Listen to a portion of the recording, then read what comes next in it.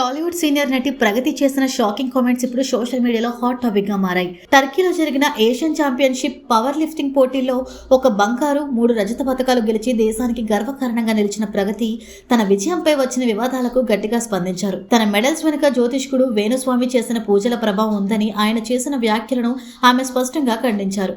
వేణుస్వామి వద్ద పూజలు చేయించుకున్న విషయం నిజమేనని ప్రగతి అంగీకరించినప్పటికీ అవి 2.5 ఏళ్ల క్రితం తాను మానసికంగా చాలా కష్టంలో ఉన్న సమయంలో జరిగినవని వివరించారు. స్నేహితుల సూచనతోనే అప్పట్లో అక్కడికి వెళ్లానని, కానీ ఆ పూజల వల్ల తన జీవితంలో గానీ క్రీడల్లో గానీ ఎలాంటి మార్పు రాలేదని స్పష్టం చేశారు. తన మెడల్స్ వెనుక ఉన్న అసలైన కారణం కేవలం కష్టపడటం, క్రమశిక్షణ, రోజు జిమ్లో చేసిన సాధనేనని ఆమె తేల్చి చెప్పారు.